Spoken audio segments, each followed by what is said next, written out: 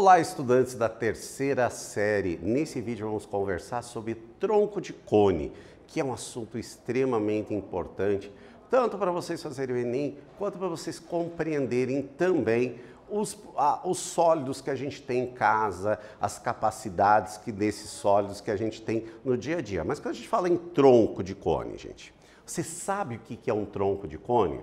Você consegue identificar alguns objetos do nosso cotidiano que a gente tem em casa que sejam um tronco de cone? Quando a gente fala em cone, hoje em dia vocês têm facilidade de ver, né? Pode ser aquele cone que a gente vê na rua, né? De sinalização, quanto o conezinho lá do nosso sorvete é muito comum, né? Então a gente já consegue visualizar. Mas agora em tronco, vocês conseguem visualizar? Se não, trouxe alguns exemplos aqui para vocês verem. Obviamente nenhum está em escala aqui, né, gente? Um cestinho de lixo. Nosso cestinho de lixo, ele tem um formato de um tronco de cone. Professor, mas não está parecendo um cilindro? Não. Por que a gente já consegue identificar que não é um cilindro? Porque a base menor, que também é um círculo, é menor do que a base superior. Então, se há diferença, é exatamente o que vai diferenciar um tronco de cone de um cilindro. Aqui nós temos uma cúpula, que daí aqui está bem diferente a base superior da base inferior, né? Que é uma cúpula de um abajur. Ali nós temos um copinho de café, aqui um copinho de vidro, e ambos também são tronco de cone. Aqui nós temos um vaso de planta, um vaso de flor que a gente tem em casa normalmente, e uma xícarazinha. São vários exemplos que a gente pode trabalhar e tenho certeza que vocês agora devem estar olhando aí em volta da sua casa e olhando vários outros objetos que têm esse formato, não é verdade, gente? Então agora a gente já consegue visualizar o que é um tronco de cone. Mas eu vou fazer uma pergunta para vocês.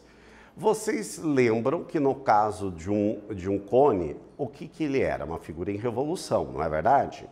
Que ela era a partir do quê? De um triângulo retângulo, no caso de um cone reto. Mas e esta figura? Ela também é uma figura em revolução. Mas que figura plana que eu fazendo a rotação dela vai gerar ela? Pensa um pouquinho. Que figura que seria essa? Uma figura conhecida, uma figura plana conhecida. Quem falou um trapézio, acertou. Um trapézio ali que a gente vai ter, ele vai girar, aonde aqui a gente vai ter a base menor e aqui no caso a base maior, fazendo a rotação vai formar exatamente o nosso tronco de cone. Vamos agora ver como que gera um tronco de cone. Nós temos o nosso cone aqui, nós temos um plano que vai seccionar ele, esse plano deve ser paralelo à base inferior aqui. Nesse caso, dividiu aqui o nosso cone em dois. A parte de baixo é um tronco de cone e a parte de cima é exatamente um cone menor. Então aqui nós temos o tronco mais um cone menor que vai formar o nosso cone original. Tranquilo? A característica do nosso tronco do cone é que nós vamos ter duas bases circulares. Uma com um raio maior, está simbolizado pelo R maiúsculo, e uma com a base menor, que é o R minúsculo ali. Tranquilo? A altura do nosso tronco vai ser a distância entre essas duas bases. Esse vai ser exatamente a altura do nosso tronco de cone.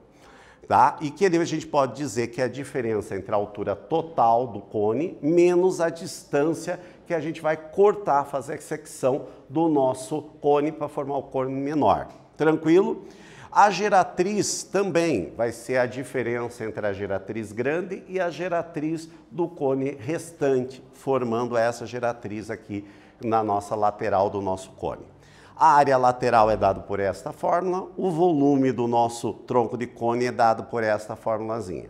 Tomar cuidado na hora de aplicar e fazer as operações, mas são bem tranquilas da gente conseguir resolver os nossos problemas. Nesse vídeo nós falamos exatamente sobre o tronco de cone, como calcular a área lateral e como calcular o seu volume.